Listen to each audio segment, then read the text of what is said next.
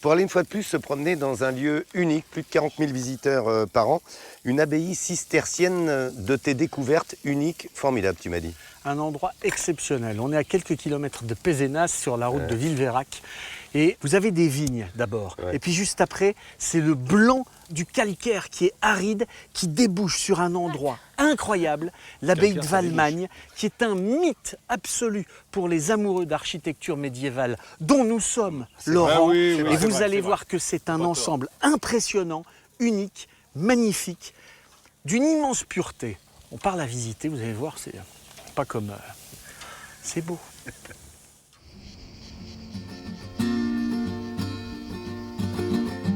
Nichée en plein cœur des terres languedociennes, l'abbaye de Valmagne est l'un des plus beaux monuments cisterciens de France. Depuis sa reprise en 1838 par le comte de Turenne, l'abbaye se transmet de génération en génération. Et ici, l'histoire se conjugue toujours au présent.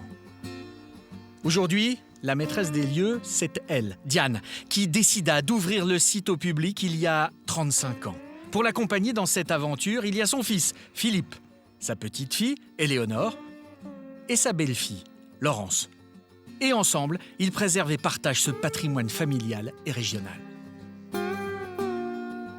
Puis petit à petit, on a fait les choses, on a arrangé un circuit, on a trouvé des guides, on leur a expliqué l'histoire de l'abbaye. Et petit à petit, voilà, c'est venu doucement. La première année, quand on a ouvert, on a eu 400 personnes. On en est à 40 000 maintenant. Les choses changent. Après de nombreuses années passées à faire découvrir ce site aux curieux, Diane a transmis tous ses secrets à sa petite-fille, Éléonore. Et désormais, c'est elle qui guide les touristes dans la cour d'honneur, devant l'ancienne bâtisse réservée aux frères Convert, qui travaillaient autrefois dans les champs. Elle les entraîne aussi au cœur de l'abbaye, dans cette église haute de 23 mètres pour 83 mètres de long. Un bijou gothique qui n'a aucun secret pour la dernière descendante du comte de Turenne. C'est à la fois une pièce que j'ai découverte en grandissant, où on venait fouiller dans les combles pour voir ce qu'on pouvait trouver, et à la fois la maison de ma grand-mère, mon lieu de travail, ma maison aussi. Voilà, donc c'est plusieurs choses mélangées, mais avant tout c'est un lieu d'exception et on a une chance inouïe de pouvoir travailler et d'habiter là. Saccagée pendant et après la Révolution, l'église est réaménagée à la fin du XVIIIe siècle en cave à vin. 2 siècles plus tard, les foudres en chêne de Russie trônent encore fièrement dans la nef, rappelant ainsi la tradition viticole de l'abbaye que l'on surnommait la cathédrale des vignes. Mais c'est dans un lieu à l'écart qu'Éléonore aime se balader et se reposer depuis son enfance. Il s'agit du cloître, où se mélangent art roman et art gothique. Partie étudier et travailler en Angleterre, Éléonore a finalement tout quitté pour revenir auprès de sa famille et se recueillir près de cette fontaine. J'aime bien transmettre l'histoire. J'aime bien transmettre la passion aussi que nous, on a tous pour Valmagne. Parce que je crois que si on vient à Valmagne, il faut être passionné parce que sinon, c'est un tel challenge qu'on peut s'y perdre rapidement si on n'est pas vraiment passionné par ce qu'on fait. Et puis avoir un travail pour lequel on est passionné, arriver à combiner les deux, c'est génial quand même.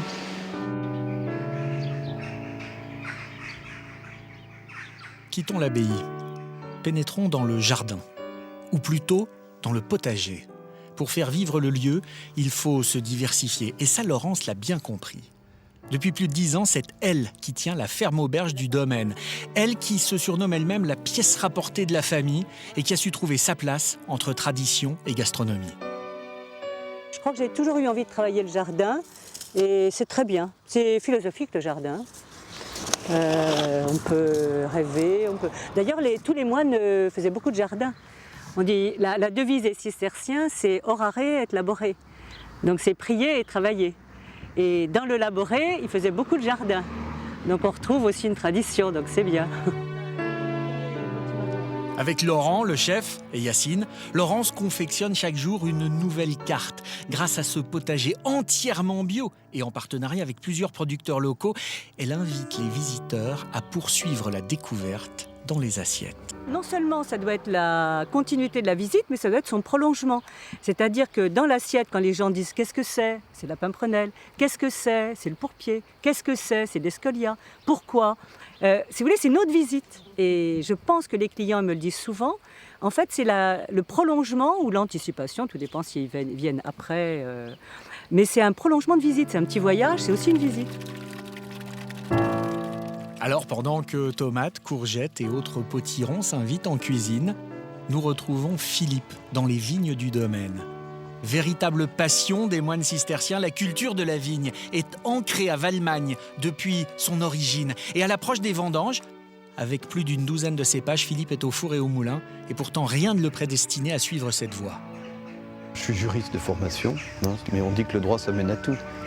Donc j'ai appris sur le tas, en venant ici, en prenant des cours bien évidemment, et puis en apprenant, c'est l'expérience, beaucoup l'expérience. Chaque année on apprend, et il n'y a pas 2 années qui sont les mêmes. Et malgré les aléas des saisons, Philippe garde le moral. D'ailleurs, l'un de ses fils, parti étudier l'œnologie et le commerce du vin, devrait bientôt le rejoindre. Ainsi, l'avenir viticole du domaine est entre de bonnes mains.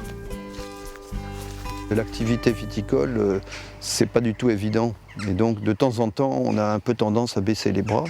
Et savoir que par derrière, il y a les générations qui arrivent, etc., c'est très encourageant, oui. Sur le domaine de l'abbaye de Valmagne, la journée se termine en couleurs. Tout d'abord, dans les plats, où se mêlent les légumes, les herbes et les fleurs cueillis un peu plus tôt, mais également au crépuscule qui donne au ciel des tons incarnats. Et enfin, dans l'abbaye, où plusieurs fois par mois, des visites nocturnes permettent aux touristes de découvrir autrement un pan de l'histoire languedocienne.